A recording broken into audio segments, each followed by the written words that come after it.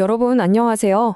오늘 준비한 심층 분석에서는 다주택자를 겨냥해 쏟아지고 있는 정말 믿기 힘들 정도로 복잡한 새로운 부동산 규제들에 대해 이야기해 보려고 합니다.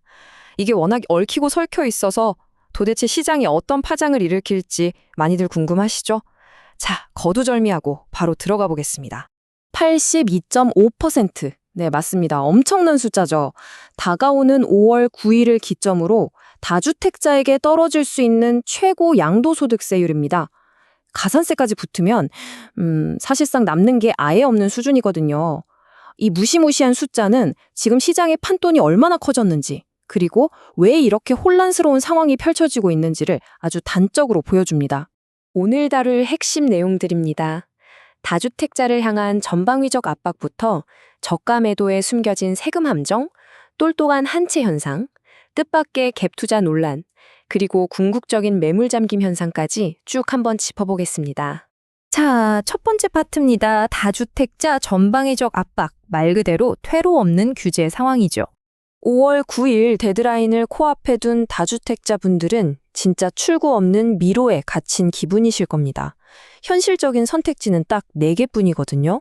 그냥 제3자에게 정상적으로 팔거나 가족에게 좀 싸게 넘기거나 아니면 눈물을 머금고 증여세를 내며 자녀에게 주거나 그도 아니면 그냥 시장에서 이악 물고 버티는 거죠. 이어서 두 번째 파트, 방금 말씀드린 옵션 중에서 가족 간 저가 매도에 숨겨진 무서운 함정을 들여다보겠습니다. 안수남 세무사의 말이 아주 뼈를 때리는데요. 단 한 사람도 중과세인 줄 알고 파는 사람은 없다. 아주 사소한 실수만으로도 1억 원이던 세금이 13억 원으로 돌변할 수 있다. 와, 정말 무섭지 않나요? 전문가 도움 없이 이 복잡한 법을 혼자 헤쳐나가려는 게 얼마나 위험한 일인지 완벽하게 꼬집어주는 대목입니다. 여기서 진짜 조심하셔야 할 게 바로 증여취득세 함정입니다.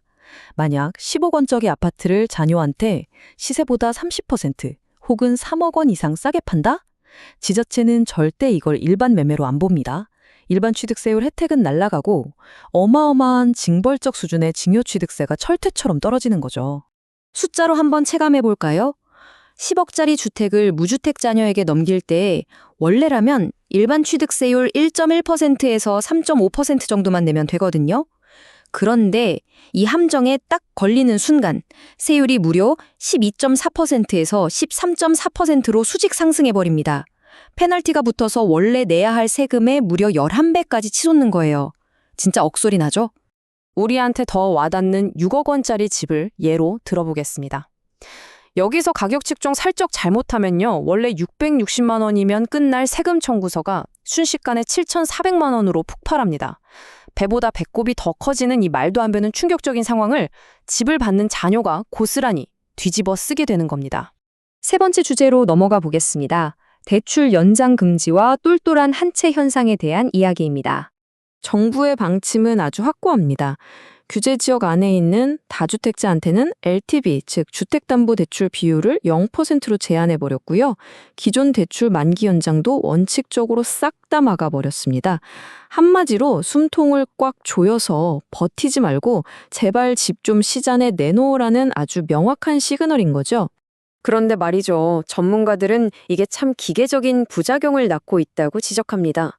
이른바 똘똘한 한채 현상이 더 심해지는 거예요.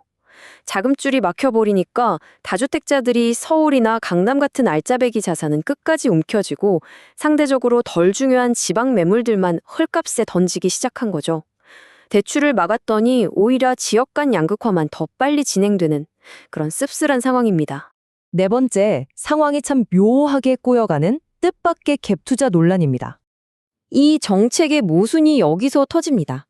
1주택자가 파는 집을 사면 매수자는 무조건 6개월 안에 실입주를 해야 할 만큼 규칙이 빡빡하거든요. 근데 정말 놀랍게도 다주택자가 내놓은 전세 낀 집을 사면요. 매수자는 기존 세입자 계약 끝날 때까지 최대 2년이나 넉넉하게 기다려도 됩니다. 아니, 누구 집을 사느냐에 따라 이렇게 엄청난 혜택 차이가 나는 역차별이 생겨버린 겁니다. 그래서 이게 왜 문제냐?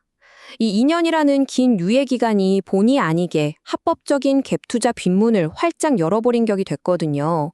정부는 투기 잡겠다고 규제로 앞문을 꽁꽁 걸어 잠갔는데 무주택자들이 이 다주택자 매물을 이용해 전셋기급 집을 사는 뒷문이 열려버린 셈이죠. 다 얼어붙은 줄 알았던 시장에 다시 투기 불씨가 살아나는 참 아이러니한 결과입니다. 이제 마지막 5번째입니다. 이 모든 엇갈린 규제들이 결국 어디로 향하고 있는지 매물 잠김 현상과 그 후폭풍을 정리해 보겠습니다. 전문가들은 하나같이 뻔한 도미노 현상을 예측합니다.